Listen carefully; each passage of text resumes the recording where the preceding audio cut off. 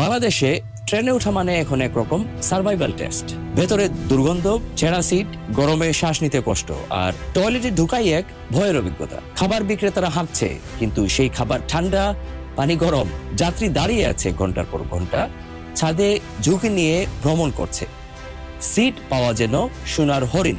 আরো ভয়ঙ্কর হলো এই বিশৃঙ্খলার পেছনে আছে দুর্নীতি আর সিন্ডিকেট। যেমন প্রতিটি ঈদে টিকিট হয়ে যায় লটারির খেলা। দালালরা বাল্কে কিনে বেশি দামে বিক্রি করে। অনলাইন সার্ভার ডাউন থাকে, অথচ কালোবাজারে টিকিট সহজলভ্য।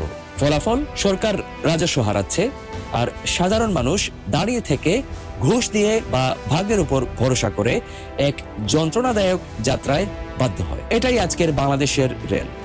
একটি যাত্রা নয়, এটি দুর্নীতি, দেরি আর হতাশার প্রতিচ্ছবি।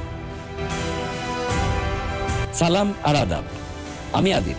স্বাগতম আপনাদের আদিলস ইনসাইটে। আজ আমরা খুঁজে দেখব বাংলাদেশের রেল ব্যবস্থা কেন ভেঙে পড়ছে, এর সামাজিক ও অর্থনৈতিক প্রভাব কি, আর কিভাবে এই একই রেলপথ একদিন হতে পারে ভবিষ্যতের আশা। ঢাকা চট্টগ্রাম রুটে সময় লাগার কথা 6 ঘন্টা, কিন্তু অনেক সময় তা হয়ে যায় 8 থেকে 9 ঘন্টা। ঢাকা সিলেট রুটে 320 কিলোমিটার পথেও লেগে যায় 10 ঘন্টা পর্যন্ত। খুলনা রাজশাহী রুটে সিগন্যাল ব্যর্থতায় ট্রেন দাঁড়িয়ে থাকে ঘন্টার পর ঘন্টা। এই বিলম্ব শুধু সময় নষ্ট নয়, একজন শিক্ষার্থী ভর্তি পরীক্ষা মিস করছেন, একজন শ্রমিক চাকরির ইন্টারভিউতে পৌঁছাতে পারছেন না, একজন রোগী হাসপাতালে আসতে পারছেন না। আপনি কি জানেন বাংলাদেশের রেলওয়ের প্রায় 70% ইঞ্জিন পুরনো, এবং প্রতিদিন অন্তত 15% যাত্রী বিনা টিকেটে ভ্রমণ করে।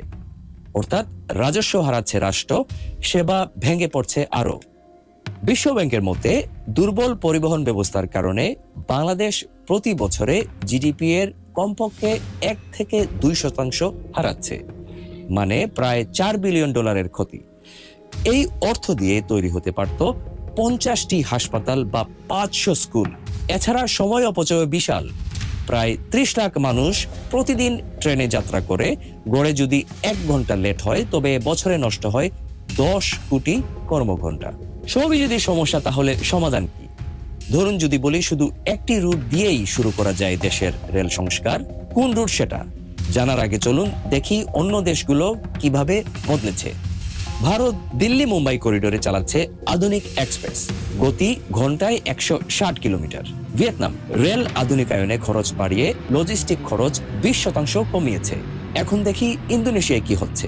জাকার্তায় নতুন রেল প্রকল্প শহরের যানজট 20% কমিয়েছে। কিন্তু বাংলাদেশ, আমরা এখনো 1970 দশকের সিগন্যাল সিস্টেম ব্যবহার করছি। ঢাকা চট্টগ্রাম আর ঢাকা সিলেট মহাসড়ক সম্প্রসারণ প্রকল্পে বছরের পর বছর ধরে কাজ চলছে, ফলে রাস্তায় জ্যাম, দুর্ঘটনা আর দূষণ প্রতিদিনের সঙ্গে। যদি যাত্রী ও পণ্য রেলের মাধ্যমে পরিবহন হয়, তাহলে সড়ক দুর্ঘটনা কমবে, বছরে হাজার হাজার কোটি টাকার সাশ্রয় হবে, আর পরিবেশ রক্ষা পাবে। রেল ব্যবস্থা ভেঙে পড়লে ক্ষতিগ্রস্ত হয় সাধারণ মানুষ। একজন মা সন্তানের জন্য দাঁড়িয়ে থেকেও টিকিট পান, একজন বৃদ্ধ দাঁড়িয়ে গন্তব্যে পৌঁছান অসহ্য কষ্টে। প্রশ্ন হলো, আমরা কি কেবল একটি মিনিমাম ডিগনিফাইড, মানে একটা মর্যাদাকর যাত্রাই মিস করছি, না একটি ভবিষ্যৎ হারাচ্ছি? সমাধান শুরু হতে পারে ঢাকা চট্টগ্রাম রুট থেকে। পুরনো ইঞ্জিন বাদ দিয়ে স্বাভাবিক কোচের পাশাপাশি আধুনিক এসি সংযোজিত করা যায়, ডিজিটাল টিকেটিং নিরাপদ করা যায়, রেল ক্রসিং করা যায় অটোমেটেড, সিগন্যালিং সিস্টেমে আধুনিক প্রযুক্তি কাজে লাগানো যায়। এই 4 ধাপই বাংলাদেশের রেলওয়েকে বদলে দিতে পারে। আপনার অভিজ্ঞতা কি বলছে? ট্রেনের সবচেয়ে খারাপ যাত্রা কোনটি ছিল?